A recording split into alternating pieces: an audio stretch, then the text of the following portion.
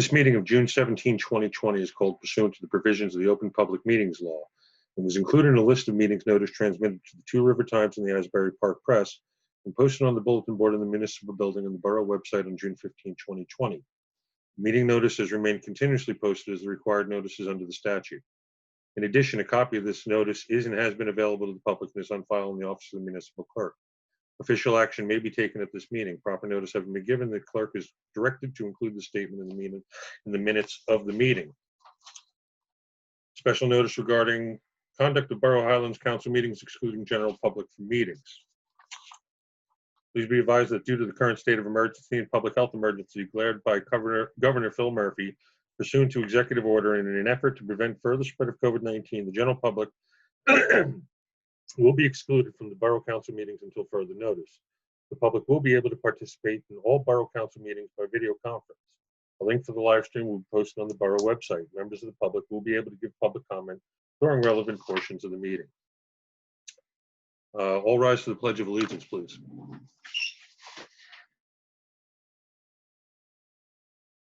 I pledge allegiance to the flag of the United States of America and to the republic for which it stands, one nation, under God, indivisible, with liberty and justice for all. I will now call the roll. Councilmember Braswell. Here. Councilmember Mazzola. Here. Councilmember Valkos. Here. Council President Ryan. Here. And Mayor Brion. Here. All are present, a quorum is formed. The administrator has asked me to acknowledge the following individuals who will be retiring. Unfortunately, because of COVID-19 restrictions, we can't do this live. We will be presenting the plaques live at a future upcoming meeting when we return to live meetings. However, the borough wanted to acknowledge the retirement of two very special individuals. First, Mr. Wayne Acapinti, who was given 36 years of the borough to the Borough of Highlands as a member of our Department of Public Works. And this is the plaque that we will be presenting to Mr. Acapinti, such time as we go back to live meetings. So it's waiting here for Mr. Acapinti. We will present that to him at a live meeting. We are also, unfortunately, losing Officer Joseph Rogers, who is retiring after 25 years of service to the Borough of Highlands in protecting our people. And here is Officer Rogers' plaque, and we will once again be presenting that during the next live meeting. We are sorry we cannot present it at this time live, but the borough wanted me to acknowledge that during the meeting and express their deepest gratitude for their service. Now, our next item of business, and I didn't know if council wanted to make any statements for the two gentlemen who are retiring before we move on. I think we'll save those for when they're actually with us. Very good. The gentleman is on the call tonight, but as always, I will thank them both for their service, as I have done repeatedly throughout the last couple of months. The next item of business, we have a community development block grant public hearing, and I'm going to ask Mr. Drew Pavlik to, I believe Drew is still here. Yes. I'm here. To say a couple words about this, and then I guess you and Brian can conduct the public hearing. All right. I'm Drew Pavlik. I'm an engineer with CME Associates. We're going to talk about a public hearing for a grant opportunity through CDBG. CDBG is a Community Development Block Grant. It's a federal grant administered through the county, through the Office of Community Development. They gave us a map of eligible areas for improvements. So Highlands map for 2021 is the area north of 36 and west of Miller Street. The program has a maximum funding request of $200,000. They're due the end of July. We've been in contact with the borough, with representatives to come up with a project for 2021. The project we have discussed is an elevated walkway or boardwalk at Marine Place on the northwest side. There are some platforms out there now, but they don't have ADA access. We did a pre-application meeting with the county, with representatives from the county, and brought this project before them. They generally had favorable views on this. It's improving ADA access, other aesthetic improvements to the area. Generally, the area is about 500 feet. The walkway would be about 9 feet wide. And the cost could vary wildly depending on materials. It could be a raised concrete sidewalk type job or more of a boardwalk. And with either one, there'd be railings, benches, bike racks, and other amenities we can add. That's about the general summary. Does anyone have any questions? You'll be able to work in some parking along there as well, because that'll be a very popular destination, and there needs to be some parking available. We could look into on-street parking there with signage and striping and whatnot. I like that idea a lot. That was many years ago when that bulkhead was installed. That was part of the plan, and something happened. It disappeared. Materials disappeared, and it failed to materialize. But I think that's a really good thing for Highlands. That would be a very attractive spot to have a little promenade along there. Drew, I do have a question. Is there typically a cap on these type of grants? Yeah, there's a maximum of $200,000 request. So with $200,000, how much of the project that you just discussed, being a boardwalk type scenario, could that possibly cover? I'm not going to hold you to it. Don't worry. We expect that to make a pretty big dent in what we want to do. And again, the cost could vary wildly depending on what kind of materials and other amenities. But we can try to either target the $200,000 maximum or see how much the borough would like to kick in and that. Thank you.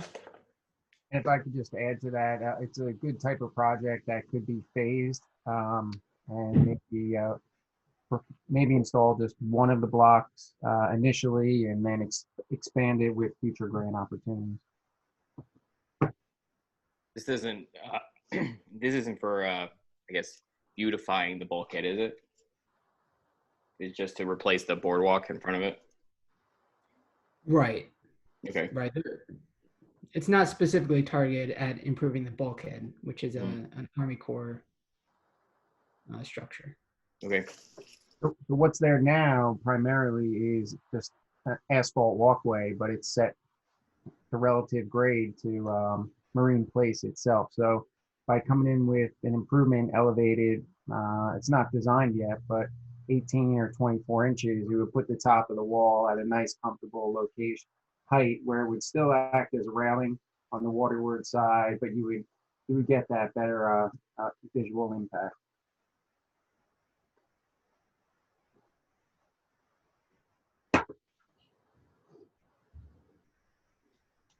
All right, thanks. Hi. Hi, Trisha Rivera. Can you hear me? Yes. Are we opening up the public portion yet? Oh, sorry. I thought it was public portion. Are there any more questions from council before we open up for public portion? Go ahead, Good. Mike. Hi, I'm Trisha Rivera, 31 Waterwich.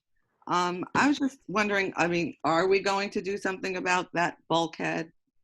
Can we try and include fixing, maybe putting concrete across it or something? I mean, it's really rusty and it's falling to pieces. I mean, my nephew actually got cut on it the other day. So it's also quite dangerous. So it would be nice if that was sort of included in this or thought about. Right. It sounds a great plan. I've been talking about Marine Park. I think it's a great area. It's it's one of the last public access areas that we have in town that needs some, sprucing up, to say the least.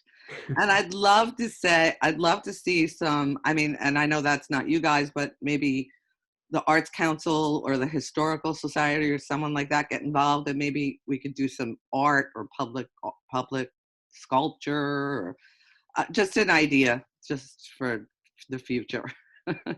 Let's get the thing up and the bulkhead fixed first. But I think it'd be a great place to show some public art.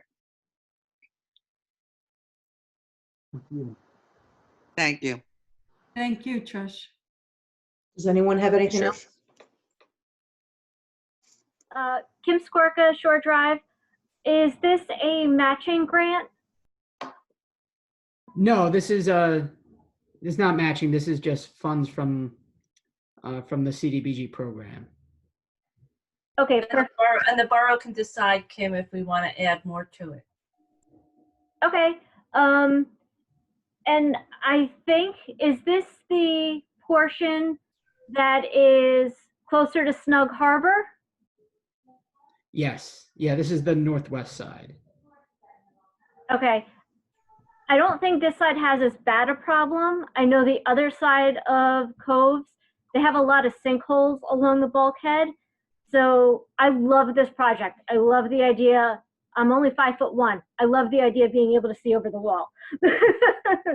So my only concern is that we're going to put money into this project, and then when we get started, we're going to find out we have a major infrastructure issue with sinkholes and, the bulkhead itself. Thank you.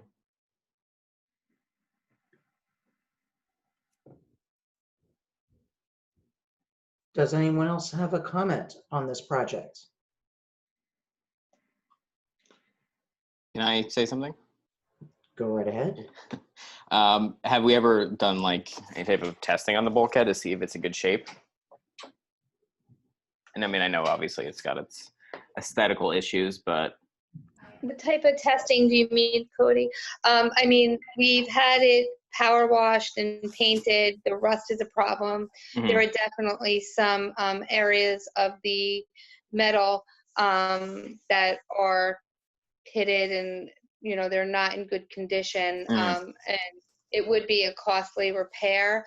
We're going to take everything into consideration and have someone look and do quotes. I'm sure Doug and Drew will agree. We did discuss it. So we have an idea of what is needed. And this is an application for a grant at this point. There's no harm in going for the application. And we could always, as a borough, decide if we need to do more or not do the program at all. okay. And also, just a piece is that I feel as though this is one of the assets of the borough. The view is unbelievable, and I think that it's something that really needs to be improved. I agree. I agree 100% on that. Kim, question for you. You mentioned that the repair would be costly. Have we ever actually put a number on it? I know that this has been discussed in the past. So I haven't had anyone come out to do any structural review or anything in depth. I have spoken with the DEP about different things that could be done. Doug's actually familiar with them. We've shared some information back and forth. It would just depend on exactly how in depth you would want to do a repair, right? If you want to get by, you want to fix it up, you want to clean it up, if you wanted a new wall, if you needed to reconstruct certain areas. So, I think getting the wall up to date and painted, it could just vary, Linda. I don't want to throw numbers out there. I have ideas of what numbers could be, but it's not 50,000 Right. to totally redo the wall with paint, because it's not just paint, right? You have to maybe blast it, although there is this new material out there that the DEP, Army Corps, and Doug knows about. I don't know the name of it, but that might be a route that we could go. We won't know though until we look into it more. This money can't be used for that? Or can it? 'Cause he mentioned Army Corps wall, but I'm not really sure what. I would recommend separating the scope of work. The CDBG program is meant to enhance quality of life. Yeah. And in this instance, it's the pedestrian access and improving the pedestrian access. And if it gets to a point where it becomes an actual capital improvement, I would envision two very different types of contractors, two different disciplines. So I think a wall prep, an improvement project would be standalone from any type of pedestrian. So to go back to your first question about testing, I think if we were to take a look at it, we would probably want to understand the remaining wall thickness and remaining life left within that that wall system itself to come up with a good recommendation whether or not it be addressed by treating it, sanding it, bringing it down to the base coat and recoding it, or if it's time for a replacement, right? That really needs to be considered. Well, I guess that's also the current concern. I guess Kim Skorka mentioned it. If it's failing, is it smart to sink that type of money into replacing the boardwalk if we're going to have to replace the bulkhead? Yeah, I don't know. Absolutely, it would have to be considered. And we're talking, just so we have an understanding, it would be like an 18 or 24-inch elevated walk adjacent to it. Whether that's done integral to the corrugations within the wall itself or it becomes separate, but we would have to look at the actual plans for the wall to understand the anchor system to make sure no work would be done that would potentially be undone or redone when the wall eventually is rehabbed or replaced. All right, cool. Thanks, Doug. Thanks, Kim.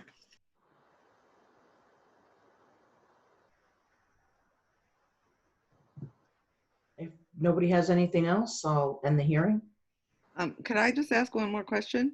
To Doug, Trisha Rivera, 31 Mornowich. Doug, is concreting, the side of the wall, is that an option? I know the court has concrete caps on them. I'm wondering if concreting the side just create, the whole entire bulkhead on the inner side would be an option that would be feasible. Yeah, that's a very good question and a good inquiry, and something I would definitely look into.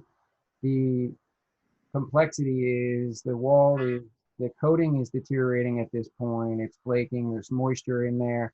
If you put concrete up against it directly, it may lock in that moisture and actually accelerate the deterioration. So there would have to be some prep done, and then rather than a repaint, maybe do a concrete encasement. It's definitely an option, but it's not as simple as forming up and calling plating. Okay, thank you very much. Yep.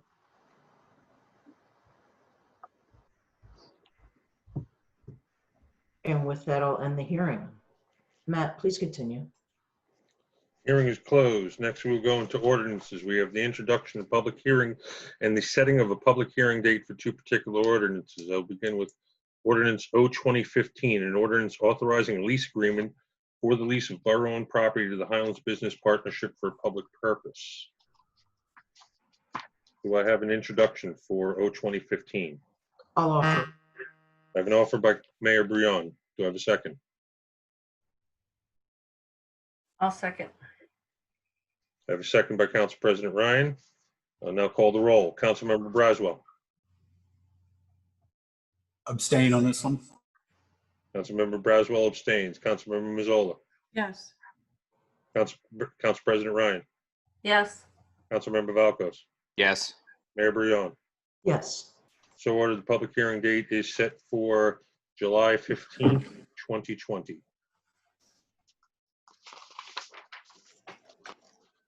Next, we have an ordinance 02016, an ordinance authorizing a lease agreement for the lease of borough-owned property to the Highlands Garden Club for a public purpose. I will offer that as well. I have an offer by Mayor Brion, and who seconded it? I'm sorry. Rosemary. Thank you. I have a second by Council President Ryan, and I'll call the roll. Councilmember Braswell, Yes.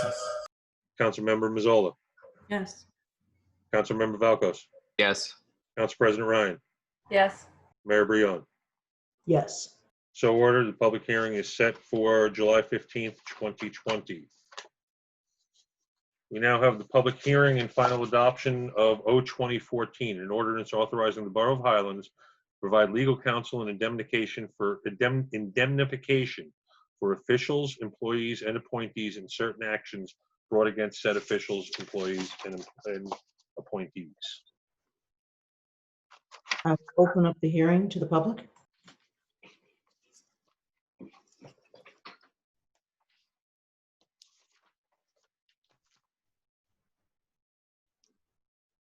Seeing no questions from the public, are there any questions from council? Seeing no questions from council, I will offer this. I have an offer by Mayor Brion. Do I have a second? I'll second. I have a second by Councilmember Mazzola. And I'll call the roll. Councilmember Braswell, Yes. Councilmember Mazzola, Yes. Councilmember Valkos, Yes. Council President Ryan, Yes. Mayor Brion. Yes. So ordered. Ordinance 02014 is enacted. Next, we have resolutions. First is and excuse me if you just let me get to my place in my papers. First, we have a resolution authorizing the payment of bills for the June 17th, 2020 bill list. I didn't see any conflicts. Are there any motions? Did I miss any conflicts on there? I did not see any. Okay, do I have an offer? I have an offer by Mayor Brion. I'll second. I have a second by Councilmember Valkos. Councilmember Braswell, your vote, sir. Yes. Councilmember Mazzola, Yes.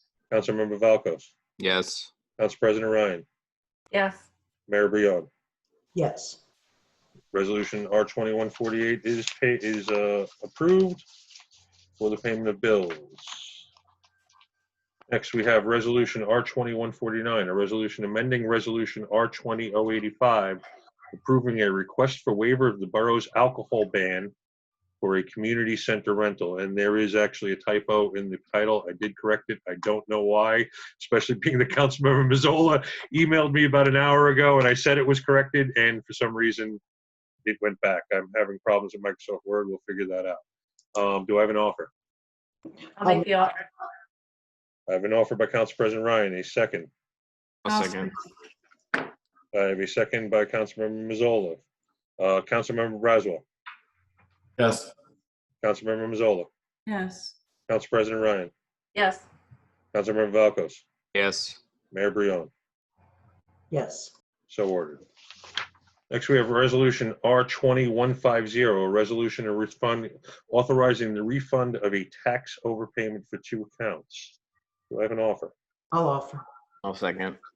I have an offer by Mayor Brion, a second by Councilmember Valkos. Councilmember Braswell. Yes. Councilmember Mazzola. Yes. Council President Ryan. Yes. Councilmember Valkos. Yes. Mayor Brion. Yes. So ordered. Next, we have Resolution R20151, which is the actual adoption of the 2020 Borough of Highlands municipal budget. There was a public hearing on this already. I didn't know if anybody, especially CFO de Blasio or anybody, wanted to make any comment before I ask for an offer. Yeah, just a quick comment, Pat de Blasio here. The state did a thorough review of our 2020 budget and they gave us approval to go ahead and adopt. And so we suggested, let's do it. Let's go ahead and adopt the budget so we can start a process of having an actual budget in place and getting our tax bills rolled out. Thank you. Thank you, sir. Thanks, Pat. Thank you, Pat. With that, I'll offer it with pleasure. I'll I'll second. second. I have a second by Councilmember Valkos, who was first to the gun. Councilmember Braswell, Yes. Councilmember Mazzola, Yes. Council President Ryan, Yes. Councilmember Valkos, Yes. Mayor Brion. Yes. So ordered. I will forward that to the state. Next, we have Resolution R2152, a resolution authorizing the purchase of a bathroom trailer with sinks. A late edition was uploaded to the website and sent to council. There was this is not a cooperative contract, so we had to change the resolution to reflect that. I'll make the motion. Can I just, real quick, Kim, why is this required? Sorry. I'm sorry. Why is the resolution required? No, the bathroom. Why do we need the bathroom? Oh, okay, yeah. Due to COVID-19, there are certain precautions that are put in place. The lifeguards and residents are not to share bathroom facilities, and they need a washing station. Mhm. This is something that is a reimbursable covered expense as well. Okay, thank you. Any other comments? And Matt mentioned it's not under the state cooperative program, but by resolution 2102, you authorize the borough administrator to proceed with such emergency contracts due to the public health emergency.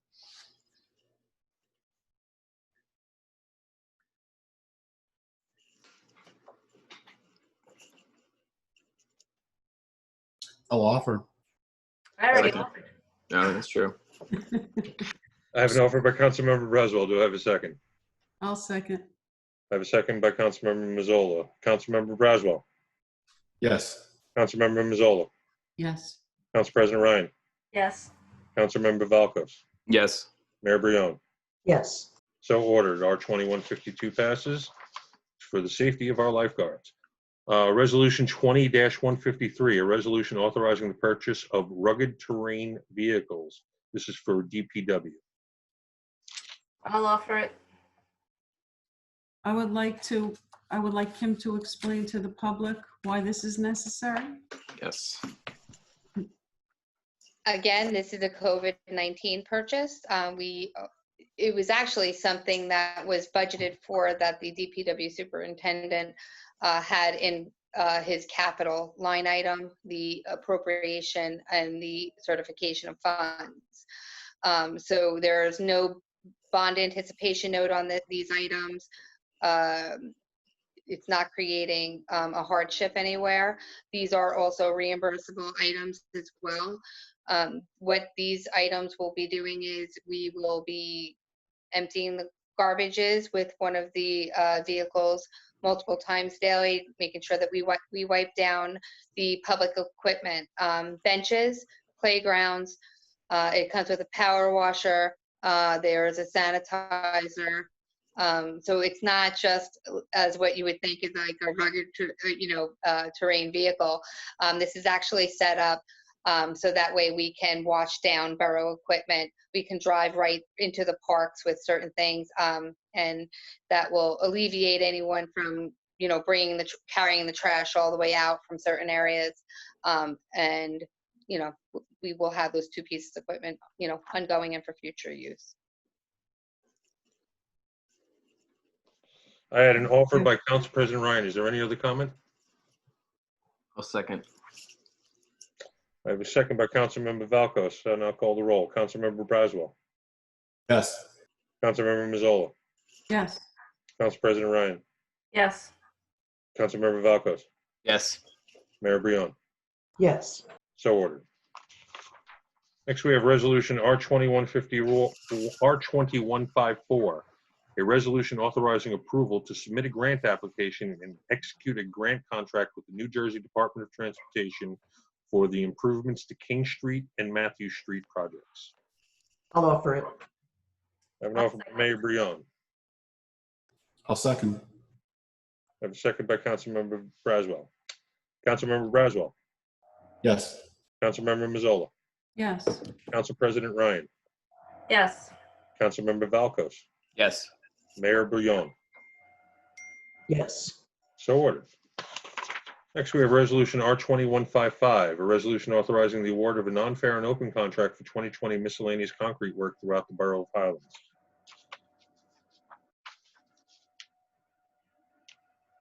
I'll make the motion. I have an offer by Council President Ryan. I'll second. Second. I have a second by Mayor Bouillon. Councilmember Braswell.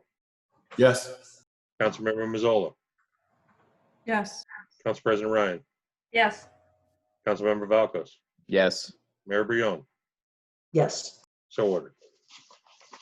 Next, we have Resolution R2156, a resolution authorizing the extension of a temporary street closing. This is for the work of Captain's Cove bulkhead. I will offer that, and I will also just explain for the public if they are not, they don't know, there were some oil tanks that were found while they were making repairs, and those oil tanks need to be properly remediated. So that is what is delaying the continuation of the work at Coves. So that's why we're doing this extension. Do I have a second? I'll second. I have a second by Councilmember Braswell. Councilmember Braswell, your vote, sir. Yes. Councilmember Mazzola. Yes. Council President Ryan. Yes. Councilmember Valkos. Yes. Mayor Bouillon. Yes. Street closing extended to July 15th. Next, we have Resolution R2157, a resolution authorizing an emergency contract for improvements to the municipal parking facility.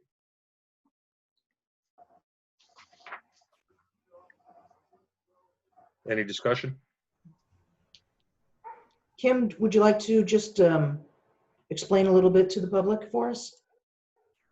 Sure. During the COVID-19 event, there have been many meetings with different government officials, local, state, county, and they want to see towns making available to the public and to the businesses areas of use that are the boroughs. The borough, unfortunately, doesn't have very many areas.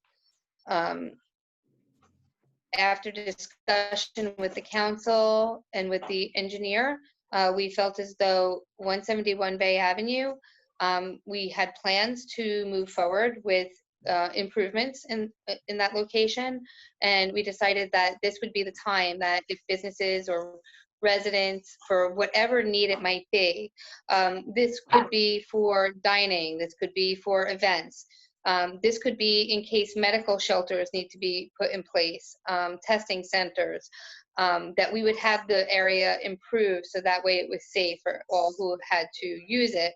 And this could possibly also qualify as a reimbursable expense. Very good. And with that, I will offer it. I'll second. I have an offer by Mayor Bouillon, a second by Councilmember Valkos. Councilmember Braswell. Yes. Councilmember Mazzola. Yes. Council President Ryan. Yes. Councilmember Valkos. Yes. Mayor Bouillon. Yes. So ordered. Next, we have Resolution R2158, a resolution appointing a volunteer to the Recreation Department. This is for Mr. Robert Taylor to be a volunteer at the Recreation Department. I'll make the offer. I have an offer by Mayor Bouillon. Do I have a second? I'll second. I have a second by Council President Ryan. Councilmember Braswell. Yes. Councilmember Mazzola. Yes. Council President Ryan. Yes. Councilmember Valkos. Yes. Mayor Bouillon. Yes. Thank you.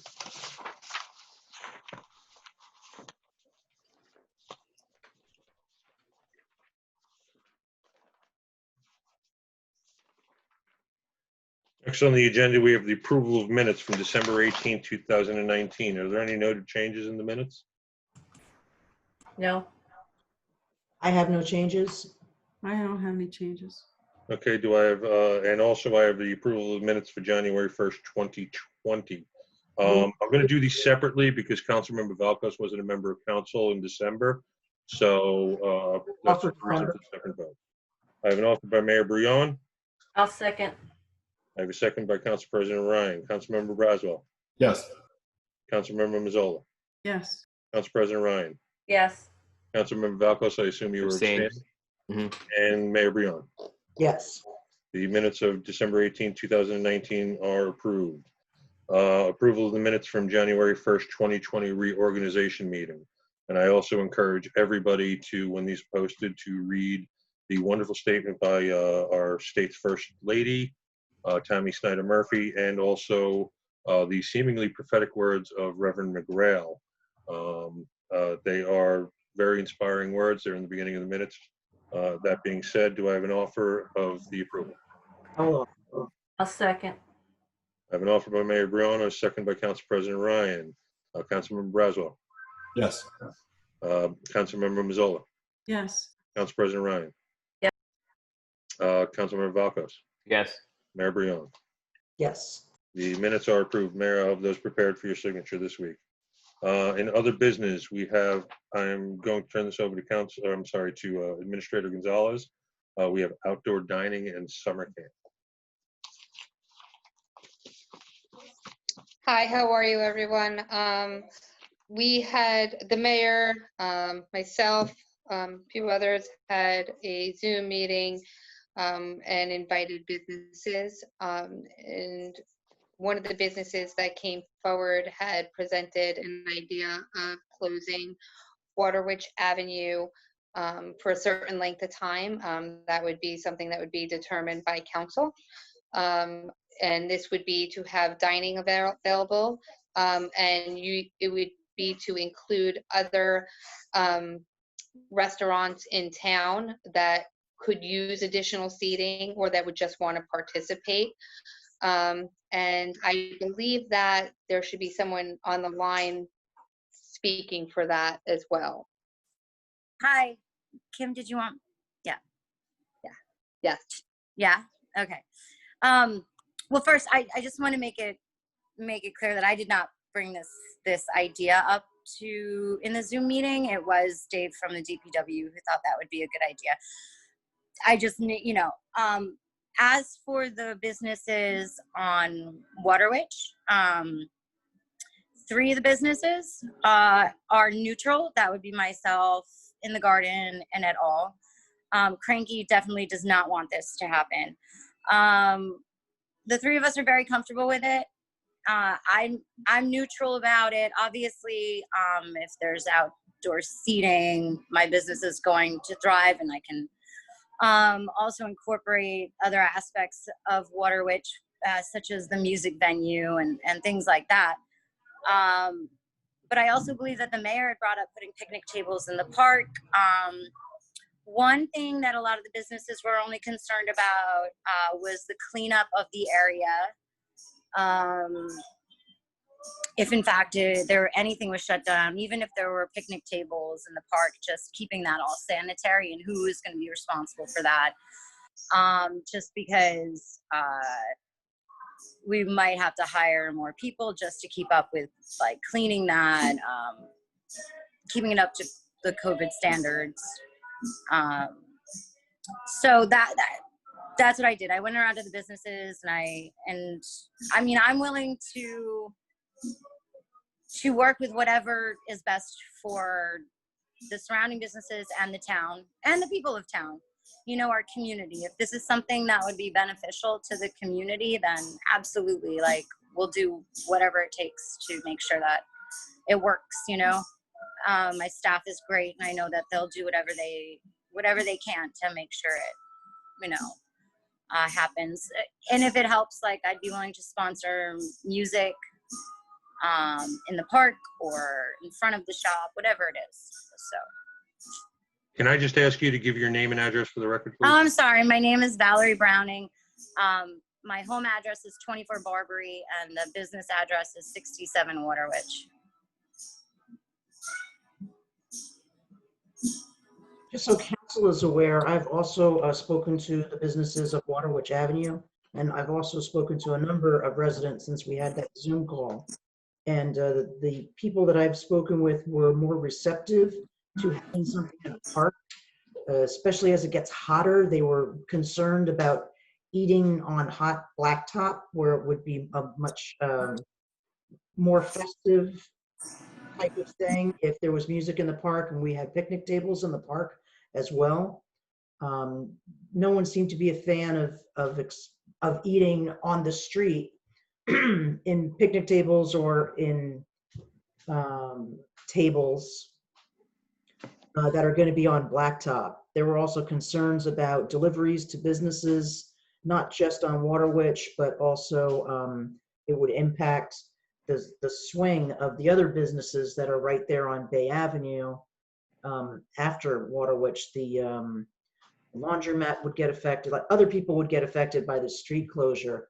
So it's of my opinion, and I'm just putting it out there to everyone, that it would seem to me that instead of closing down a street and then we have to get the county police and the state police involved, that it seems a much better solution to have it in a why would you close a street that's right next to a park when you could be in a park environment and have your lunch or dinner in the park under a tree and not be bothered by the sun.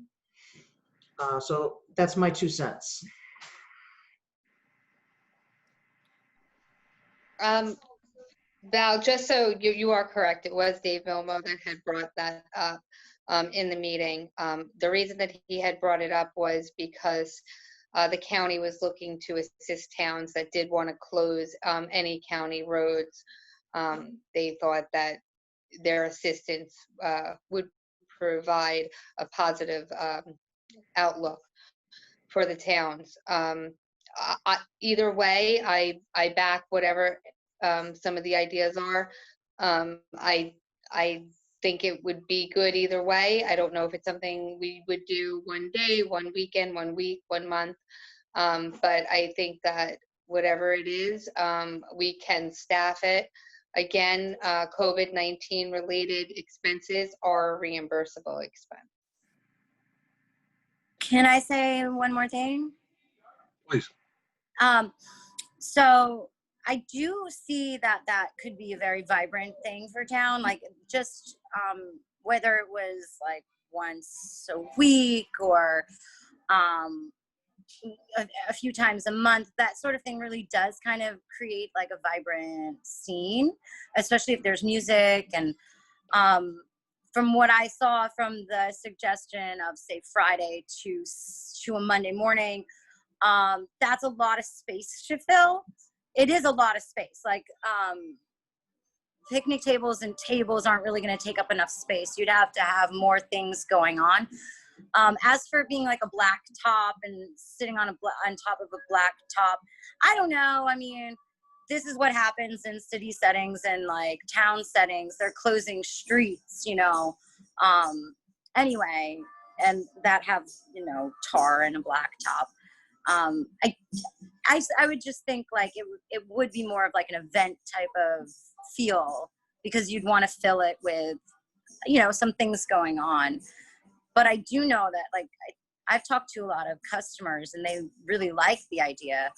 I just think that it's going to take planning, and someone's going to have to, it's just going to take a lot of planning to make it work. That's it. So as long as someone's willing to put the time into it, I would support it. I know I can't put the time into like organizing all of it, but I would support it if it was, you know, beneficial to the whole town.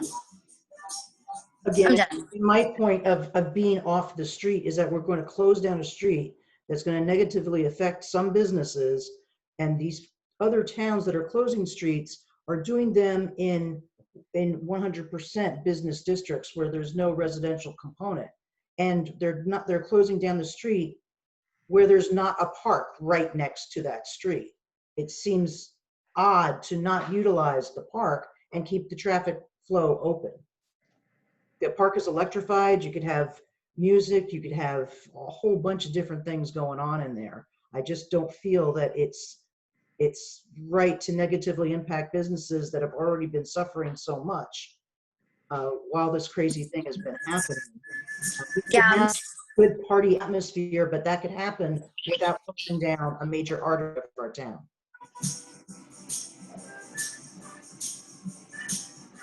Would it be something that the council would want to see like a survey monkey done for like a week, or and see what the response is? or does anybody have any feelings? I Besides think the all of mayor? those activities that you're suggesting are really good. I wouldn't try to stop any of that. I think they should do as much of that as you can, but I think it all should be done in the park. The street is a traffic throughway and a place for people to park. So no, I think you just do it in the park. I agree with Oh, Cody, good. I was like, Rosemary, Cody, Linda. I agree with the park, but the only issue with that is where would people that have restaurants in the middle of town hold their outdoor seating? They're already taking care of their outdoor seating. Okay. Yeah. I can see them shutting down part of the street, even if it's one day a month, because I know they're doing it in Red Bank. Look, if they can shut Broadway down to have seating, they can do it on the blacktop. That's where they eat in the blacktop. I don't think that's really a big argument. But I think until this is over, if you have, we've all talked about Highlands having a lot of foot traffic, being a walkable town for the business district. And I think that even on weekends, eventually, that would be great for all the restaurants. There's plenty of places to park, and one block isn't going to really disturb traffic when you have streets that run parallel on either side of Waterwitch. So I think it's something we should talk about more. You know, I do know that people have, and businesses have spoken about having the town walkable on weekends during the summer. So. Linda, can you give us your thoughts? Yeah. I like the idea. I don't like the idea every weekend per se. I think that it is a big space. But I do think that, you know, perhaps once a month or one day, twice a month, maybe a Saturday. I think that it would bring a fun, festive feel to the town. And I think that the fact that there are a lot of other events that we can't have right now because of COVID, that's cutting back on the amount of the draw that's would normally come into the town. So I think that this might be something, especially since Val has offered to sponsor the music. I mean, that's always something that attracts people. And I think that would be something that would be really great. And I think that by closing down the street, you do have a more festive kind of block party type of feel. I would remind you that closing the street, there is not a spur of the moment activity. They're going to make you put the concrete barricades there as well as the water barricades at the bottom of the hill coming down from Linden. Those cars similar to what they did during Clam Fest, right? Yeah, just like the way they do it for Clam Fest, but they don't set that up on the morning of Clam Fest and take it down on the evening of Clam Fest. It takes a lot of equipment and manpower to bring those things out and then to pick them back up. And also, a lot of those barriers are currently being used by the restaurants. May I say something from In the Garden? Of course. So I'm just, we've all had conversations in the past few days of this going on, and I'm just more or less concerned with the hours that this would be happening. Because if, let's say, Val, if you're closed, first of all, is it just going to be the coffee shop, or is it going to be the coffee shop and et al.? And what would the hours be of this happening? So say, for example, Val, if you're only open till 3 o'clock in the afternoon, is that really feasible to close the entire street for that amount of time? And can you just state your name for the record before you continue, please? And your address. Eileen Ricco, 69 Waterwitch Ave. Thank you very much. No problem. Please continue. So we also discussed parking for us is an issue because we're smack in the middle of Waterwitch Avenue. And we all know how Clam Fest is. Our business goes from Waterwitch to Washington, so front to back. So if we have that overflow of traffic running on the backside of our store, there really is no parking for our customers. So that is our concern. Our number one option was having the park being used. Two, if it were feasible for the businesses, and if it would, Nancy and myself always love the foot traffic in town. But at the same time, if it's only going to be for a short period of time of business hours, we think that the park would be better.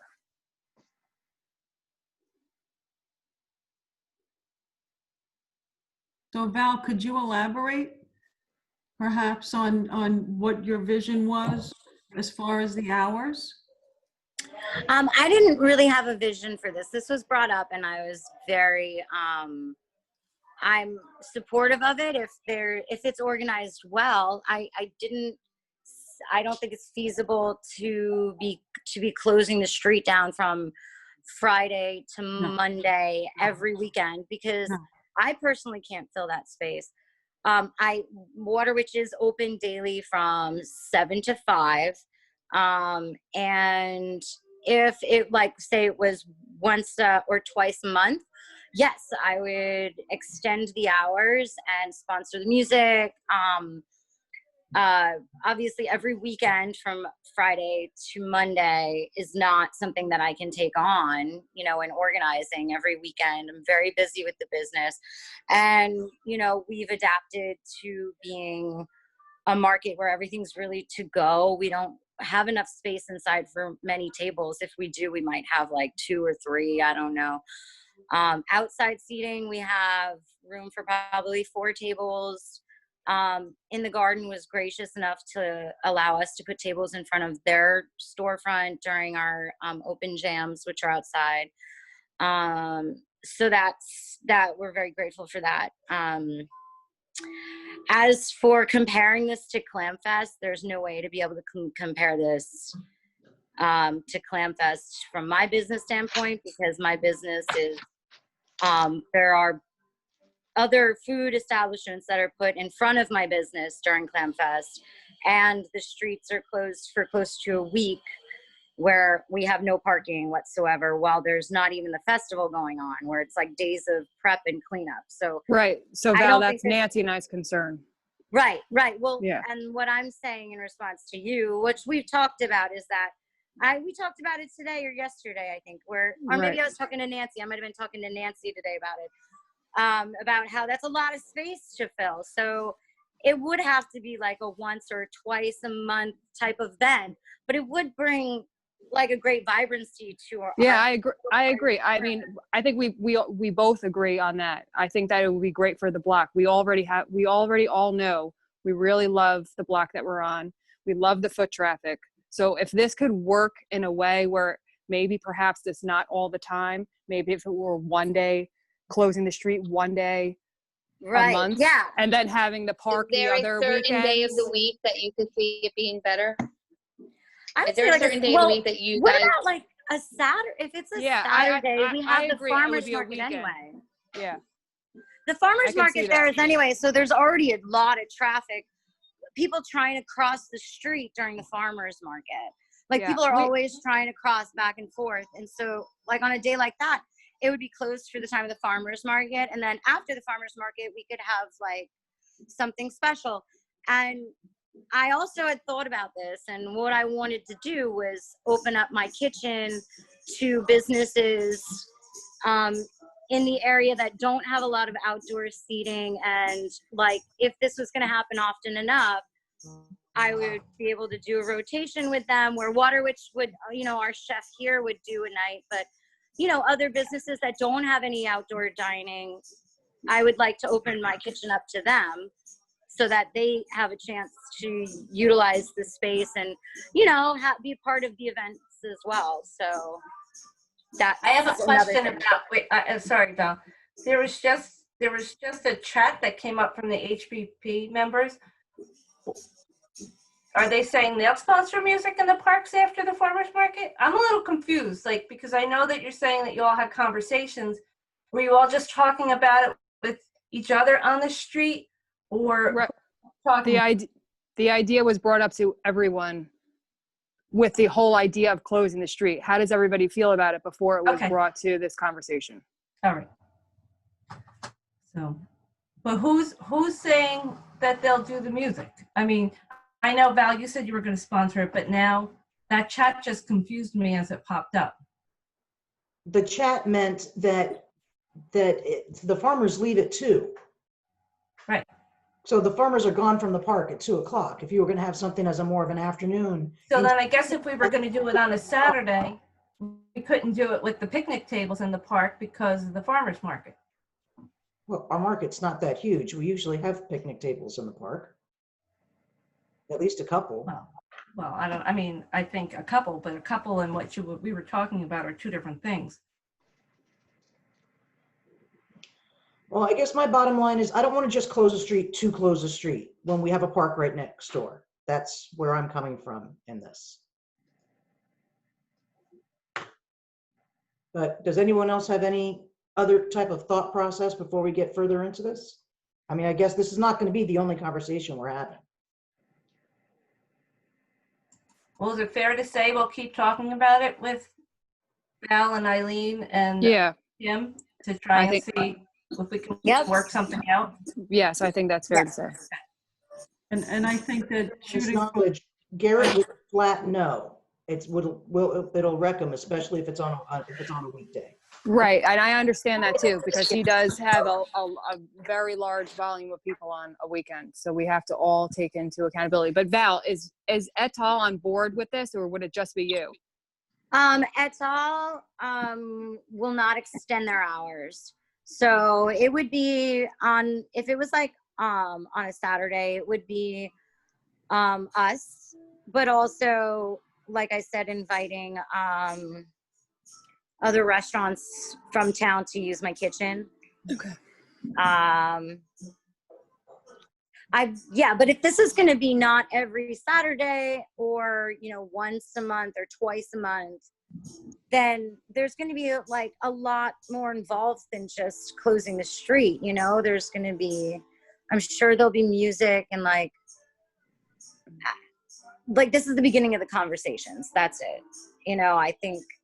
I think it's a good idea to remain open about it, but it's, I believe we all are of the same mind that it shouldn't happen every weekend, all weekends, because that really doesn't work for any of us, I don't think. Okay. And just for everyone else's knowledge, I did speak with Kim Rowan at all because I needed to speak with everybody. And she is not interested in doing any outside seating. If you've noticed, she still has all of her outside seating closed off. And she told me that she wishes to just concentrate on her grab and go and catering. Thank you. Okay.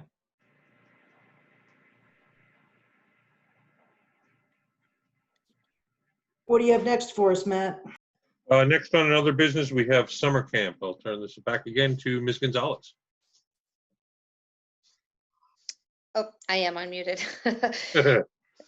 Yeah, so we have contemplated back and forth about what's going to happen with summer camp. I did send the council a July virtual summer camp agenda. I don't know if everyone was able to review it. Jackie had worked really hard. She put together a really nice program. There are a lot of requirements, and oops, I'm sorry. There are a lot of requirements from taking temperatures of the employees, the campers, segregating them if they have a fever, quarantining, sanitizing, the list goes on. So we feel as though for July, a virtual camp would be more beneficial for the employees, for the residents, for the campers. I want to know what council's thought is about the month of August because July is approaching and we need to know what your thoughts are on what you want to do for a camp for August. My only concern is, I remember we took that class and putting volunteers underage at risk was an issue now. Does that affect us? Not to say it wasn't ever not an issue, but Right. yeah. So we hire summer staff. Mhm. These are employees. Okay. There are a few applications, but I don't know where the pandemic is headed. I Yeah. can't say exactly what the risk would be, right, to the employees, whether they're an employee or a volunteer.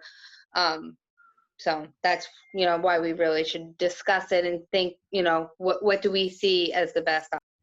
Well, I think maybe this is what we need a survey for, to see what the parents think in the town too. And if we do have a camp, which I would like to see one in August, because I think the children need some sense of normalcy during all of this. And if we have a limited camp, maybe limited hours with only people over 18 that are, what we do. We don't have the junior counselors, but we have a regular staff and a reduced camp for now to see how it goes. But I think that maybe we should start planning that way. And if we can't do it, Jackie did a great job with the programs that she has lined up for July. I have She to say did. that. Yes. Yeah. I think that she might be able to duplicate that for August if we can't have an in-person camp and if there's a spike that happens to come up in August. But I would really love to see something in person. So let's do the survey, right? Yeah, I would like to see if we could do a survey for that for parents to see who would send their kids to camp and what would be the need. I think Sure, that's what their need is, the hours that they might need. Yes. I know in my mind, I thought, even if it's a 2-hour camp, we sanitize the building, then have another 2-hour session, 2.5-hour session. We can be creative with it. But, it's just, it won't be as many children, of course, right? It depends on how social distancing. There's a lot to take into consideration, but where there's a will, there's a way. I just want everyone to be on the same page. Well, anything can change at the spur of a moment, so. Kim, I think that splitting up the hours between groups is probably the best way to go because we'll be able to accommodate more children that way. And I also think that encouraging the outdoor activities as much as possible, have the children indoors as little as possible, and using that deck area with the awning. Is the awning repaired? Has the awning been repaired? Kim? Yes? Okay, you're on mute. I couldn't hear you. Okay, so I think that something along those lines would probably be very beneficial, not only to the children, but I also think about all these parents who are working and the situation that they're in, even if this could help them out for half a day. I think that would be best. Okay. I did want to add as well that we will be through Park Fest that we had. We also be offering virtual music. We had a great turnout. It was an interesting, different event, but it was a good event. So Heartstrings will be doing music lessons. So if you email jkane@highlandsborough.org, Jackie will be able to start putting that program together with Heartstrings music. And I believe that they would like to do their concert, Who Takes the Lessons. They are looking to do that in October, outdoors in the borough. So I think that will be great. I think that'll be a positive thing for the children to look forward to.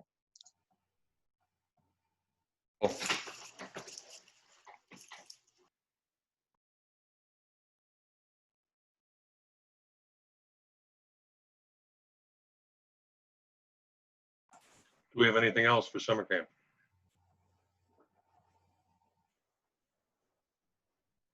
Mary, would you like to open it up for public portion? Can we talk a couple more things from the board, from us? Absolutely, please. Absolutely. I want to talk about when we're coming back to the public. I your high-risk council person really wants to see you all in person. We can do it 6 feet apart. If all of the governors in the country can do it 6 feet apart, and some of them aren't, I think we can do it, even if we talk about limiting it to the public or only having a certain amount of public and having it on Zoom for the rest of them. I don't know, but I think it's beneficial to the taxpayers if we start showing our lovely faces in person and not show up in pajamas like I am right now. So I 100% agree. Yeah, I I talked think to it's him time. about this a couple of weeks ago, to start thinking about how we're gonna do this in person. And we definitely can be 6 feet apart. And we could be in the community center. He changes his numbers all the time, so who knows what his numbers are gonna be on July 17th. For inside seating, that is. So right now, 25% is around 25 people. A little bit more than that, probably 30 inside the community center. So that would mean the council plus the professionals and all of that takes up about 10. And then have some limited socially distanced in-person folks. But I definitely think we should continue on with the Zoom regardless. Mhm. I've seen more people at these Zoom meetings than I've seen at council meetings. Yeah, I think we would need to keep it open on the Zoom because we can't restrict people from participating. Absolutely. And right, and the physical limitations would restrict people. I think we would need a laptop or some type of computer device for each council member, or for each council member to have a telephone. I could certainly schedule or space the tables with one council person for each table up at the front of the room by the sliding glass doors. And I think we could probably space the chairs to allow for about 12 people from the public with the space that's allowed to keep everybody 6 feet apart in there. Just have to be an organized ingress and egress to the community center. I think it's doable if you want to do public meetings, where everybody's together. That's not a problem at all. I think you saw a lot of nodding heads. Yeah, so I will try to schedule, we will see what the governor's executive orders are. I think it's possible. So if you want the July 15th meeting, if council agrees, we can do at the community center with a limited public audience. I don't know how we would, I guess, we'll do a head count at the doors. People come in and cut it off at that point in time, and then everybody can go home and Zoom the rest of it. The technology issues I can work out with Kim. As far as, and I'm sure everybody has a cell phone with Zoom on it. Maybe we get little stands where they can be placed up in front of your particular stations, and then you can have your microphone and phone, not even worry about the phone, and just go with the meeting accordingly. The only thing I'm worried about is the feedback between the live council system and the Zoom system. Maybe we just stick with Zoom for that, because the two systems might reverberate against each other if we set up the council video and audio system that's at the community center. So we can work the logistics out. One of the other towns we represent has all the council members at the meeting, but no members of the public. They all call in by Zoom, because you have to keep in mind too, you have to wear a mask indoors. So just yes. We would all have to have masks. I think I like what Brian has said. If we start at least with the council and professionals, maybe, or certain professionals, and then have the public call in on Zoom. That way everyone is, has the same contact.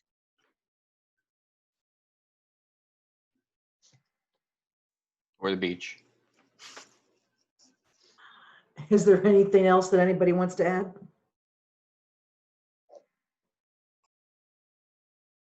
That risk their lives every day. Thank you. Okay, then I guess I will open this up to the public. If anyone has something to add, if you please state your name and address for the record. My name is Leo Cervantes. Hello? Yes, sir. Anybody home? My name is Leo Cervantes, 272 Bay Avenue, Chilango's Restaurant. Good evening, everyone. Hello. The reason why I'm here is because I want to take this time to thank our mayor. She's been doing a great job. Thank you for everything you've done for us. Our police department, unbelievable. Our fire department, I'm here to tell you that you guys have been helping me out. Thank you for everything. You've done so much, and basically that's all I want to say. All the businesses feel the same way about you guys. Thank you for the support, and stop by. We can have a nice margarita. Mayor, thank you. I love you. We love you too. That's all I wanted to say. Thank you, guys. Carol Bucko here. I've missed the entire meeting because I put in the number that was online, and I've been sitting here for over an hour and a half. And all I got was the message the host has another meeting running. Carol, you probably went to the first meeting. We had to break up the two meetings for the purposes of Zoom technology. So going forward, just for the public's reference. I guess I didn't read further than the first set of. Yeah, it was laid out on the agenda and online. I apologize that you weren't as part of the meeting. I will have the meeting. Well, I've been sitting here for an hour and a half now, and nothing. I do have some questions, however. You had in the executive session a cable franchise renewal. I thought you did that months ago. And have you renewed with Comcast? Because I know I wrote a letter at the time when you asked us to send letters about Comcast, and I didn't hear any more about it. Some people told me my letter was read, but I didn't. At the time, you were not Zooming, and so I didn't know. Would you like me to answer that? Ms. Bucko, the cable franchise process is extensive. There's going to be another public hearing on August 3rd at 6 p.m. I think the publication just went out from the clerk. Previously, you were at what was called the ascertainment phase. They have now submitted an application for renewal of municipal consent. This is now the municipal phase, and there will be a public hearing with Comcast in attendance on August 3rd. So any and all questions can be asked of them. The borough did submit that report back in February, and all of the inquiries and issues that were raised can all be discussed at the meeting. And then there's certain deadlines that have to be met to try to come to an agreement, and then you draft an ordinance which goes to the Board of Public Utilities for approval. All of this has to be finalized by February, early February of next year. But October 1st is basically the time that a decision has to be made. And this is all guided by federal statute. I'm not picking these dates out of the air. So, but just so you know, August 3rd, 6 p.m. public hearing. Well, the problem is that nobody in this town can get any other service because we're constrained by Comcast. We have to join Comcast, and they cost a fortune. Well, And Comcast, to my knowledge, is the only one who submitted, Ms. Bucko. Yeah, I don't have any other any big stuff on mine, but it's costing a fortune, and I'd like to go to some other. I don't know why they have to tie us down, but anyway, you guys they can think about that. But hopefully that answered your question. Yeah, well, you answered the question basically, but we're still going to be tied down by Comcast. The other comment I want to make is the minute the sign went up saying they were doing away with permit parking, we nearly lost residents at Bayview because we can't see to get out of our driveway. And I don't know why you did away with the permit parking here, because we have no restaurants that need to park on the street. And we only have a Trauma, and that's the only place. And they have a huge parking lot. They certainly don't need our street. So I think you ought to reconsider that, and or at least close it down this way so that we can get out of our driveway. They park right up to our driveway, and there's just no getting out.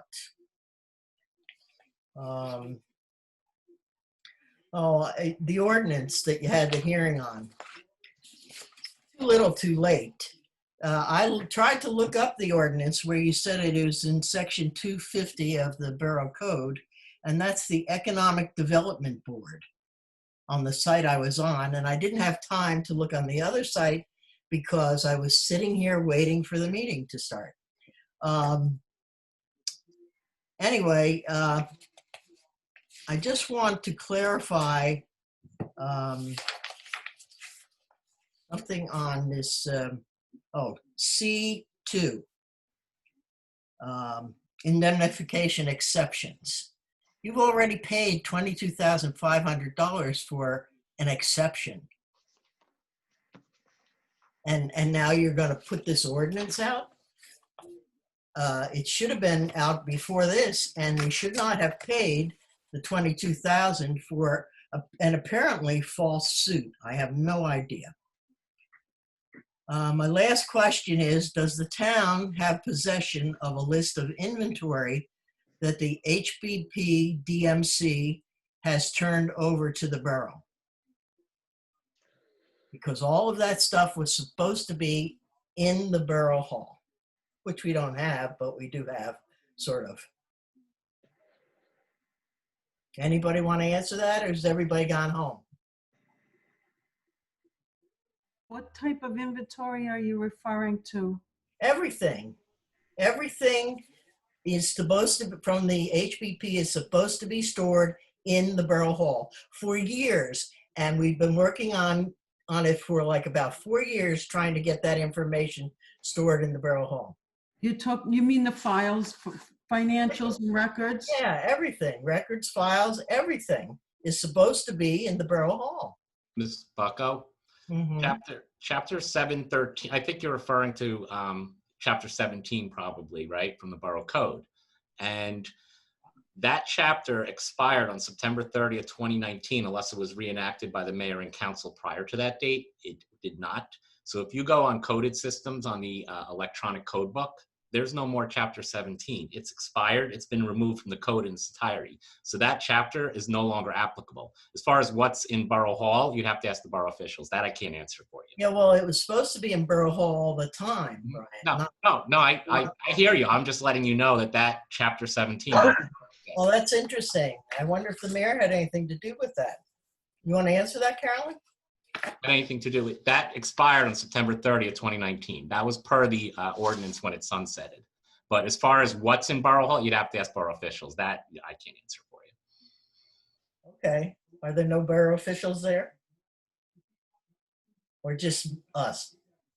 Carol, the sunsetting of the ordinance dissolved the chapter of law that created HBP. So now that law is no longer on our books. That's what Brian's trying to explain. I understand that, but he's saying 2019. It should have been there in 2016, 17, 18, 19. Where are those records? I gave. They should be in Borough Hall. All of the 990s are there. I personally put them on the intranet back when Bonnie was the clerk. I know, and I would ask Bonnie forevermore. I put all. If you don't want to answer, then I won't answer, and that's fine. And then well, you're trying to snow me. You're not answering, and we can move on. You're trying to snow me. You're not answering. How do we? Because we can't Oprah anything from the HBP. They don't answer. And Rick was taking care of this when he was mayor in 2019, when we had any teeth to actually do anything, have any repercussion. That wasn't done, Carol. Yeah, but you can't go backwards in time. Well, no, but we should have those records from previously, and they should have been brought over. I do believe that we did try and address it back then, and the documents were not given to the borough. Kim, am I Yes, correct? that's right. You're absolutely right. You're absolutely right, Linda. Kim, is that correct? Kim's gone to sleep. Yeah. No, sorry, I mute so that way you don't hear the background noise. I have a train going by my house. Yeah, that's correct. I did request information that I didn't get. And you didn't get it. And so then. No, but I believe now they actually do not have to turn it over. They don't have to from 2019, but we should have all the records before that. I don't know, Brian. This sounds like a legal thing to me. At this point, there's no more enforcement mechanism. What was the enforcement if they're not complying? They sunsetted them. So whatever is in Borough Hall now, you have to ask the borough officials. But right now, that Chapter 17 and all those requirements no longer exist. It's off the books. So I don't know how else to answer that. But hindsight's always 20/20. But it doesn't exist anymore. There's no longer an enforcement mechanism. That ordinance is gone. And also, I see you're going to rent them that's an ordinance, so I'll wait till the next time to comment on that. Rent them a shed for $1 a year for 10 years? Good God. They might not even be in existence in 10 years. Oh, a shed. Carol, it's got a 30-day termination. Oh, okay. And Carol, it's the HBP's shed. It's not the borough shed. I know it's the HBP shed, but we have no accounting of the money they spent on that because we were never able to get it. There you go. Okay, I'm sorry I missed the meeting, but it was not clear in my notice. I think I covered everything I wanted to cover, and I got no satisfaction. So time goes on and things go on, and we're not going to reconsider doing the no parking by permit down at the end where we are. So we will just be locked in our houses forevermore, or crashing. I just think you're just passing things, and you're not even looking at the consequences of them. You guys are crazy. Okay, I'm finished. One thing I do want to say, Carol, in reference to the lease that you brought up, because the shed is on borough property, the borough needs to be protected and indemnified in the event there's an accident by somebody accessing that shed. So by putting that lease in play and the ordinance in play, the borough will be protected now. If there was ever a lawsuit in the event someone was in. I understand that, but if it's on borough property, it belongs to the borough now because the bid doesn't exist anymore. So it belongs to the borough, so you ought to lease it by a year, not 10 years or 4 years or 3 years, but not 10 years. It's a very, very long lease for $1. And where is the garden club one located? It's located right next to it. It's an old shed that used to be on the OLPH property, and the garden club stores all of their tools in the shed. Well, not all of them, but a good amount of their tools. Mm-hmm. Well, I think the garden club deserves it, but I don't think that the HPP deserves it. Nevertheless. Again, I just want to reiterate, that also protects us, Carol, in case a member of the garden club is accessing any of the items that are in there. Well, I understand the protection part. I don't understand the long length of the lease. Well, I think that we have the 30-day out for the lease for either one. So that's the part that no matter what, the lease could be for 100 years. The borough still has 30 days for whatever reason they want to terminate the lease. Yeah. Oh, they can terminate the lease. Both parties can. Either party. Okay. Okay. All right. I guess. Thank you, Carol. You're welcome anytime. Does anyone else have anything tonight? I do. Kim Skorka, 315 Shore Drive. You'll have to forgive me. I'm trying to follow up on an email I sent a week ago Tuesday that nobody from the council administration acknowledged that they received. So I tried to save some time last week and apparently it doesn't work. I want to talk about this ordinance for the lease of the business partnership shed. I agree with Carol that it should be on an annual basis. I like the 30-day cancellation, but I think binding us 10 years is a bit much. I also have some issues with the wording of this ordinance. The business partnership serves no educational purpose. It also talks about how they promote the general health and welfare of the town and the residents. And that's laughable, because if you look at the calendar of events that you approved, 7 of the 10 events revolve around alcohol, or alcohol is a major fundraiser for them. And I can't figure out how promoting alcohol and the dangers that go with overconsumption and addiction promotes the health and welfare of the residents and visitors to the town. And I understand that the HBP is still a registered 501c3, but they're a revenue generating operation and should pay closer to a market rate on that lease. If they're going to claim that they don't generate enough revenue, then I invite them to answer the previously denied Oprah requests for the last 7 years of their books and records, and I'll even be generous and settle for 5 years. Item number 4 is false, where you talk about how it benefits the 5,000 residents of this town. You're ignoring the residents and businesses that suffer during some of these events. Roads get closed, traffic is a nightmare, parking is restricted, and the mess left behind by both the attendees and the vendors is disgraceful. Businesses actually see their sales decrease during some events, and it's baffling when it comes from the quote-unquote business partnership. And we heard this tonight. You guys, like, the business partnership has no problem, and the town has no problem closing Waterwitch for a week, which severely impacts those businesses. But now all of a sudden, the council members are talking about how it's such a burden and such a pain to close a county road. So I had a problem reconciling those two viewpoints earlier in the meeting. So I'm asking the council and the administration to go back to the table, write an honest ordinance, and request a legitimate lease amount for that storage shed. In addition, the business partnership still hasn't turned over their books and records for the 9 months, so I'm going to ask that you make them remove the shed until they comply with the resolution that was passed last year. And I just want to clarify something. When we sunset the HBP, we sunset them as a district management corporation. It's my understanding that we still have a business improvement district, we just don't have a DMC to run it.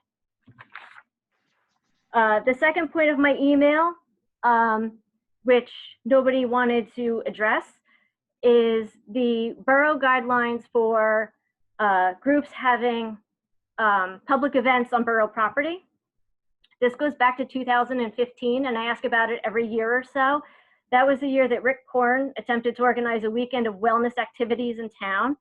There's no guidance on applications, permits required, fees, who the borough liaisons are, fees for planning, utilizing our DPW or the police or any of our volunteer organizations, like having the fire department or EMS on site. So I'd like that to be followed up on. I'm surprised our insurance company has an issue with a $1 lease for a shed, but this is just fine. People can go and hold events, and we've got no protocols for that whatsoever.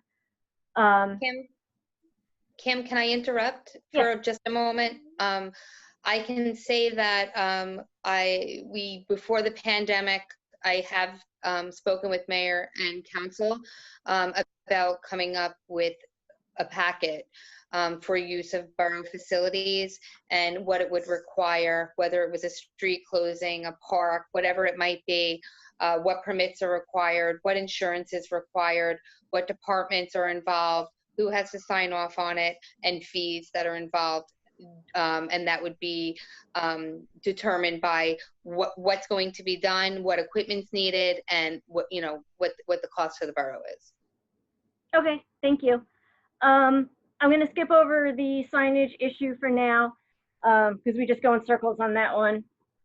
And then my final question in that email was the status of the list of the vacant or abandoned properties that are subject to the fees per ordinance 19-20 that amended chapter 10, section 10-13 of the Borough Code.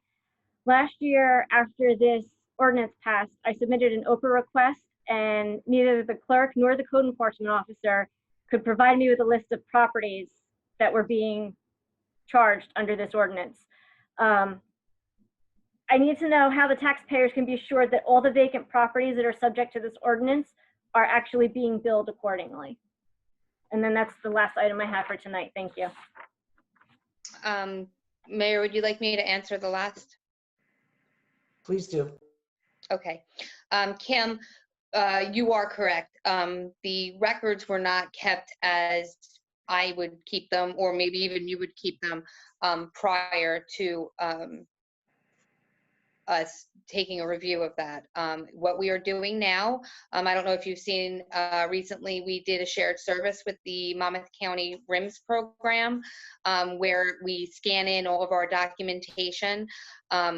We're in the process right now. Our code enforcement officer has been working diligently to get that list created. So when you do an OPRA request, what happens is if it's just something that doesn't exist, there's certain things that we can't supply to you because it's not an actual file that we could give you. That's being created right now. I think he said that he's just about like 80% done with that vacant property registration listing. So we are working on that.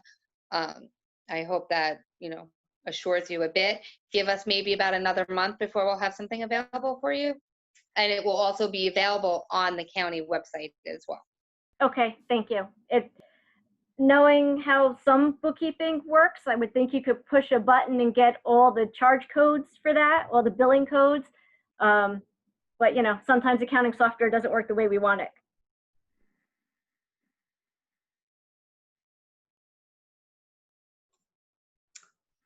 Does anyone else have anything? Claudette Dorigo, 12 Seadrift. I have a couple things. First, I'm assuming that I should be thanking Kim for correcting the website underneath the business tab where Yeah, now I addressed it. it looks wonderful, and it's great that you linked it, that you can go to his LinkedIn and see exactly what Cliff's qualifications are. And I hope that new businesses will do that, because that places a lot of confidence in the person that is running this particular program. That's the first thing. The second thing is, I'm going to go to what Val was talking about before, because like everyone says, we close for 6-7 days for Clam Fest. We close 3 days for the bike race. There's a number of things that they close for. Recently, I've been walking in Long Branch and watching what they do, and they have barriers up every night for an event, and by 9:30 in the morning the next morning, those orange barriers are down. I don't see why that can't be done. It doesn't have to be a Saturday night. What about a Sunday night or a Monday night? There are other towns that have designated nights for their concerts. If everybody's worried about the farmers market and impacting parking and barriers and cement barriers, that's not a necessity, because much larger towns than ours are doing it on a regular basis. So, and my other question to that is, why is Cliff not been involved in this? Wouldn't that be part of what he should be involved in? Anyone? I would love for Cliff to be involved in this. Okay, and I believe, wait a second, hang on, I'm sorry, Claudette. Kim, unfortunately I couldn't make that Zoom call with that. Wasn't it Cliff who had originally set up that Zoom call with the restaurants? Yes. And that Val attended, and that's when that came up, correct? Yes, correct. Okay. So he is already aware of the concept? Okay, great. From that call. Okay, and I have one more question, and it goes to something Tricia was talking about before. It triggered something for me concerning Captain's Cove. Has Cliff been involved in the discussions or meeting with the new potential owner of Captain's Cove as well as Rosiak? Has he been meeting regularly with them? That's a yes to both. Actually, Linda and myself and Cliff regularly meet with both of those properties. Okay. And the rest of the council is aware of all that too, as well as the borough administrator? Absolutely. The administrator is on those Zoom meetings as well. Okay. We can't get more than 2 council members on the meeting. Okay, I just hope that we can get past the fact that the business partnership is no longer the DMC, and we can let Cliff start to run with some of the stuff that his expertise is in. Because if you read his LinkedIn, he's got the qualifications, and we should be thankful we have somebody in town that we particularly are paying to do this stuff. That's critical. That's really all I have to say. Thank you very much. I'd like to say something. This is Karen Burke, D9 Hillside Court. My question is, I guess, about Cliff Moore. Other than his LinkedIn and his, social media presence in Keensburg, I'm just curious, where has he been for Highlands? I mean, and I know he's receiving a paycheck, and I kind of feel like he's just following the footsteps of HBP, a service that we used to receive for free, and now we're paying somebody to do it. I mean, the business is opened on Monday. I walked around town. I tried to visit as many businesses as I could, and there was no sign that said, hey, Highlands is open. There was no Cliff Moore. There was no press release. There was nothing. So, for all of this fanfare for Cliff Moore, other than his LinkedIn, it's been very unimpressive.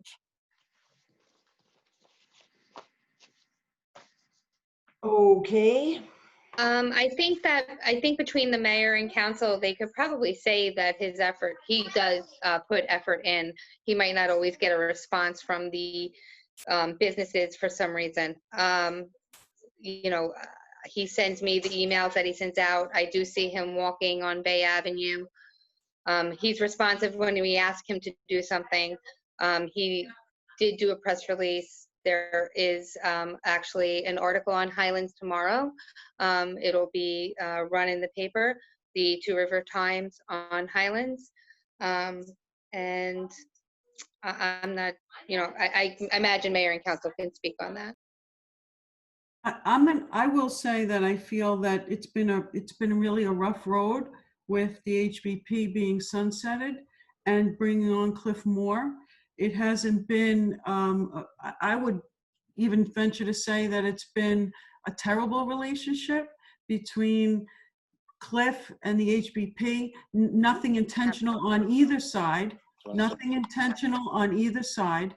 But I definitely can see that he, especially initially, there were efforts there, but for whatever the reason, which I'm unaware of, a lot of businesses are just not responding. Some are very happy to respond. We've gotten some very positive feedback. I have emails from certain businesses thanking him for certain things, and then others that it just falls flat and there's no response. And I would hate to really think that it is a problem because the HVP is sunsetted and Cliff took over. I think we should all be working together. May I say something again, Claudette, from 12 Seadrift? The HBP received business tax dollars. That wasn't a volunteer on their part. They received money to do that. So to say that we got something for free is not quite accurate, as the former person said, Karen, because they received business tax dollars to do business development. And, that's... Well, my point is that it wasn't my tax dollars. So as a resident, may I say something as a business owner, 69 Waterwitch in the garden? One person at a time, please. This is not going to be a free-for-all forum. You cannot be a free-for-all going one. Mr. Rigo is speaking. After Mr. Rigo is done, then the next person can step up, state their name. Okay, and I'm not trying to belabor the point. It shouldn't be us against them. And that's what it appears to the residents in the town. If you recall, 50% of the residents voted for one mayor, 50% of the residents voted for another. So the town is very divided on a lot of issues, but we have a business development person that is being paid to develop the town, and everybody should be on board to encourage that. For whatever reason, the council has decided to sunset the HBP and break that tie. So we need to move forward. We can't continue to go backwards and argue the point. You know, it's just not getting anybody anywhere. Let the man do his job. And if it's not satisfactory to the business owners and the residents, then when his contract's up, that's negotiable. But he's under contract, so you have to at least, you know, that was my whole point of my email this past weekend, because he wasn't even the contact point on our website until today. The HBP was still on our website. I understand that you're passionate about this issue, but we need to move on. Okay, and other people speak. Karen, you're next in the queue. Thank you. My point was, when I expressed that it was free, I meant it was free to the tax-paying residents in Highlands, which includes me. And so my point is that now, okay, we do have somebody under contract, but the person under contract, I feel, is stepping into the shoes, right, of the HBP, following up on who their vendors were. I mean, you're talking about 20 years of contacts. So my point was, why are, and Claudette, I understand you're saying, let's not go backwards, let's move forward, but we have Carol Bucko saying, where's things from 2014, 2015, 2016? So you can't cherry pick when exactly you want to go backwards and when exactly you want to move forward. It's unfair.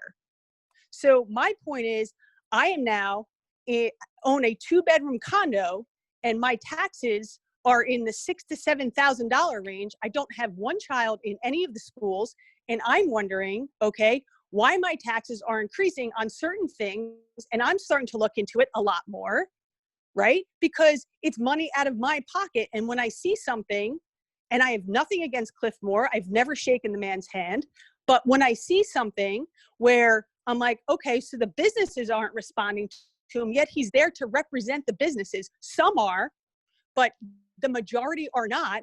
It just causes me to have like, is that somewhere that we could maybe cut a cost? And I would think that, yeah, maybe that is an area that we should look, because the business development in town was already happening with or without a Cliff Moore. Karen, and if the businesses aren't backing him, then I'm concerned by that. Karen, it's not only that, okay?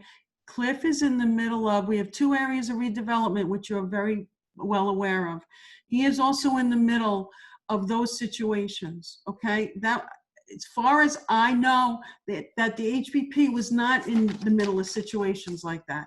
He is fostering relationships with corporations, companies, and individuals who are investing in the town, okay, and who are going to bring hundreds of residents into this town. So I think that might be one difference.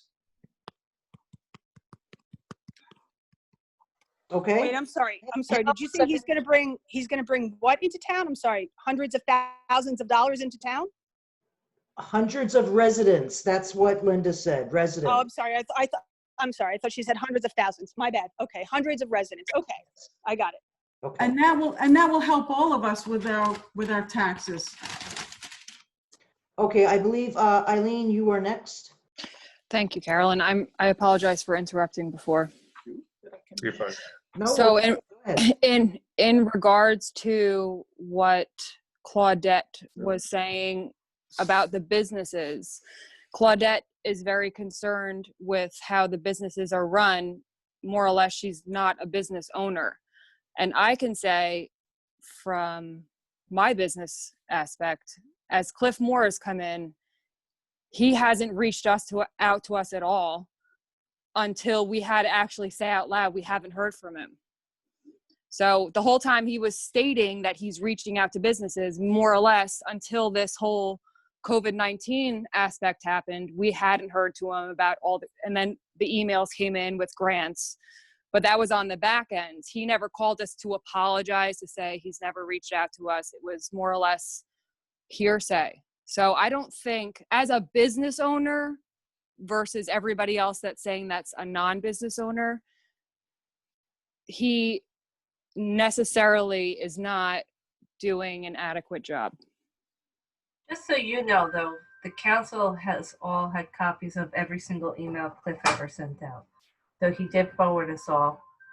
So on those emails, I would like to see if myself or Nancy or just our email address were on them, because I can promise you we haven't been receiving emails until just maybe March. I think that we also have reports from every one of those emails, and every one of those reports has the email addresses that the messages were sent to. Linda, I don't want to argue with you, and I apologize for saying, this in this way, but I assure you, we did not receive any emails from Cliff Moore, and I can show you my records of my emails until March. And that's being a business owner in town. So that's alarming. Okay, who's next? Can I say something? Tricia Rivera, 31 Waterwich. Well, first of all, regarding the conversation you guys just have, I just think that there's room for both Cliff and HPV to do what they need to do in this town. There's HPV runs a lot of cool events, that's fine. Cliff should be concentrating on redevelopment. We need redevelopment in this town. We need buildings built. We need businesses built. That's what we really need from him. So on that note, I want to talk about Captain Coves. What is going on over there? Are we getting any bites on redevelopers?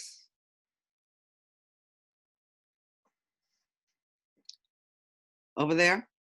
The person who is engaging in the repairs, who's currently the tenant, has a contract, but the contract, obviously, it's under contract. So he could be considered a proposed developer, but he's obviously engaged in the repairs right now. And if you want to know more about the repairs, you can certainly ask the municipal engineer.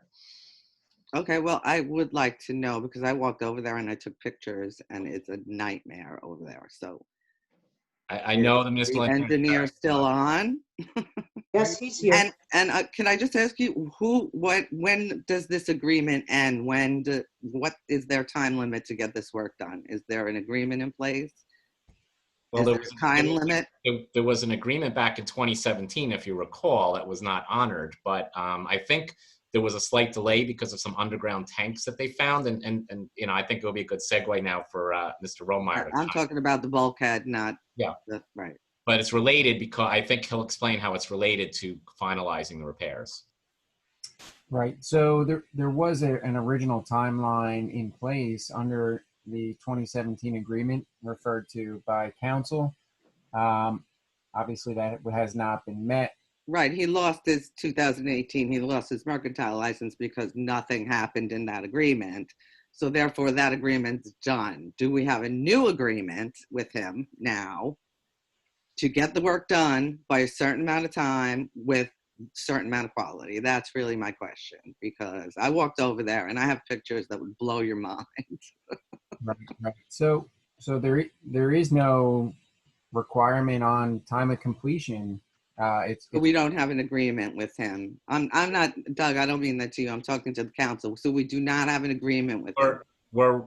He's basing it on the 2017 agreement because it was done in phases. Right, but we gave them a time limit on those agreements. We said by this day, and we kept saying, okay, we're giving you more time by this day. Yep, so and then what's the date now? And the mercantile license was revoked as a result, and they still haven't gotten it, so they can't operate. And I understand the tenant is anxious to try to get it up and running, so I think he's on a time. He's not doing a very good job, because I walked over there tonight. But but again, shouldn't there be a new, I'm sorry, can I just, I don't mean to interrupt, but shouldn't there be a new agreement now that... Matt, please. Thank you. There's a time limit established by the mayor. We have exceeded your time. I apologize. Hello, this is Tom Kiley from Summer House at 30 Jackson Street. And I just wanted to say that, first of all, Summer House really appreciates all the great drainage and sewer work that was done on John Street. last year or over the winter. We no longer have Lake Jackson every month when the moon is full, which affected our business. Water used to come all the way into the courtyard. I want to also make my fellow residents aware of a problem, however, that after the beautiful job was done and the beautiful street was put in, we were closed over the winter. We reopened that summer house in April, and we began to have some serious problems with the toilets and the sinks and the showers. And I reached out to the town. Dave's a great young guy. He was out there when they were doing the work, and he was very responsive then. But I had to make a whole bunch of phone calls. I paid 2 different plumbers about $1,400 to try to get to the bottom of the problem. They pretty much found out what was wrong. But and the town came out a couple of times, but I asked them specifically each phone call. I said, you got to get in touch with me. Call me when you're coming so I could show you what's going on. It never happened. And I went back and forth for about a month, probably at least 6 phone calls, maybe 2 or 3 emails. And the problem kept getting worse and worse. And raw sewage ended up backing up and coming out into one of our cottages while somebody was visiting us here in Highlands in the middle of the night. I had to move them to another cottage. It was an emergency situation. Look, I was in the military. I served in Fort Monmouth. I served in West Berlin. I understand the chain of command. I try my best to work within a structure, and I just had it. And so I went directly to Mayor Brouillon. And I must say that less than about 18 hours later, I got a phone call. People came down. People were responsive. I showed them what the problem was, and they had to acknowledge it. What happened was when the new sewer system went in, only one of our 2 lines was connected to the new sewer system. So I had five cottages that didn't have sewer. And it wasn't such a bad problem in the beginning because we were closed, like I said, over the winter. And then we had 1 or 2 guests. And then when we started to have more and more guests, it became a very serious problem. So I just want to say that, number one, I hope that we can get a better responsive nature from some of our people at Department of Public Works. I do appreciate the job they did. Unfortunately, now we had to cut up the brand new street to reconnect something that should have been connected. It used to be connected to the old system, number one. Number two, I want to thank the mayor for getting involved. I don't like going over people's heads, but I just had it. And this is the reputation of Highlands, not just my business. Okay, we don't want people coming here. I got 14 people there tonight on a Wednesday night. People have had it, by the way. Maybe fellow Highland people would like to know. People have had it. They're booking. We're totally full this weekend. I think after a terrible, terrible winter, I think maybe this month may even be better than the same month last year. So there's a lot of great people coming here to Highlands. The town keeps getting better and better. Thank you all. And thank you, Mayor, for helping us out. It was a serious problem. We got it done. It shouldn't take that long, but thank you very much. You're welcome. Hello, Mayor. This is Carla Cefalo, 62 Gravelly Point Road. How are you? So Well, I have a few comments. I'm sorry to take up everyone's time, but I would like to comment on a few items that were discussed.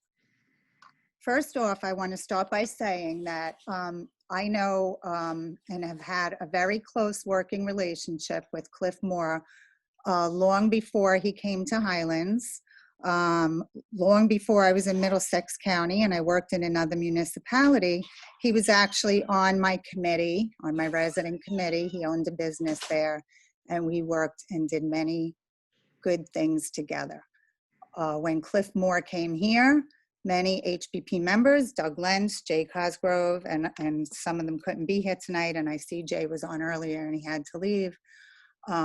Jay's been the president for going on 1.5 years now, and we met with Mr. Moore in the beginning on a few occasions in our office, and we had really good positive meetings. We don't know what happened. We felt like, we really don't know what happened, but we had a lot of productive meetings and, things that we thought were good, such as collecting the fee for the short-term rentals.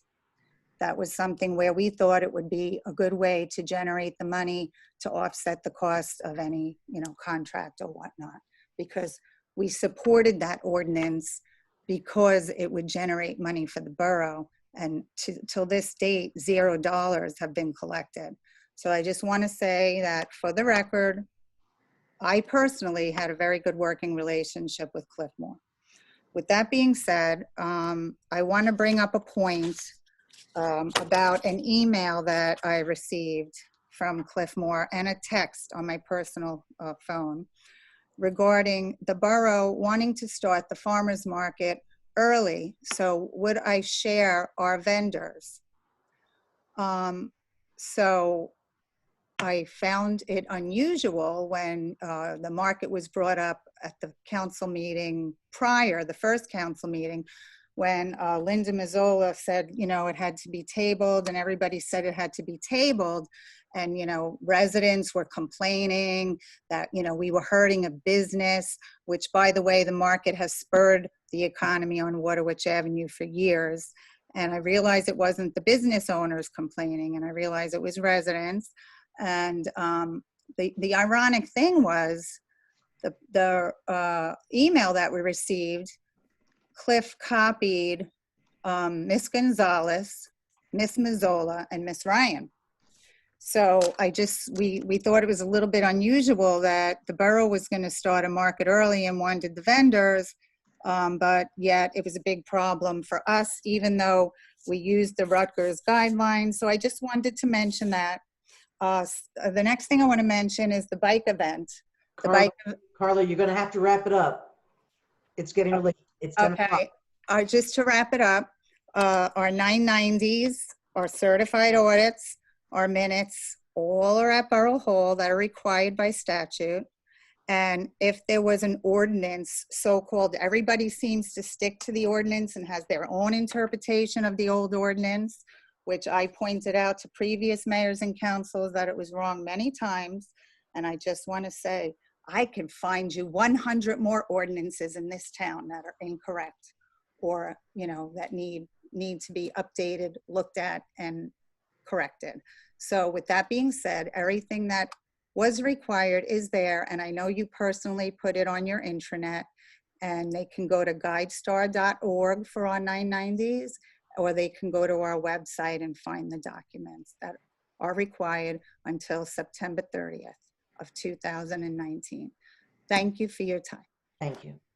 I would like to just say one thing, Carolyn, before we wrap up, to respond to Carla. The reason why I requested that the farmers market be delayed was because the council was sent the COVID-19 health and safety plan 40 minutes before the meeting began.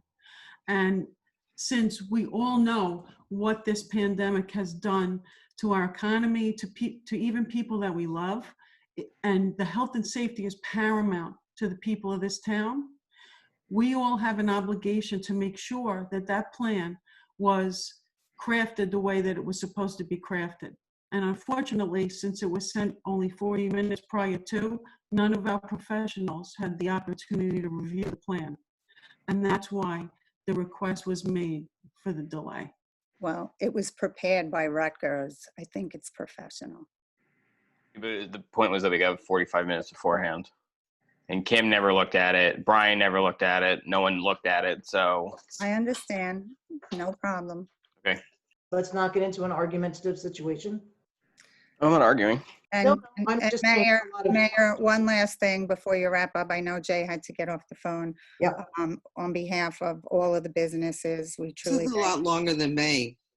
we truly thank you for all the help you did to help everybody get open. We really appreciate everybody going above and beyond, you, the council, of course, the PD, and fire officials. We truly appreciate it. Thank you.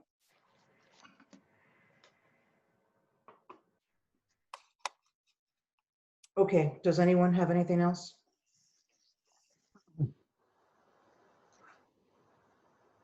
Do I have a motion to adjourn?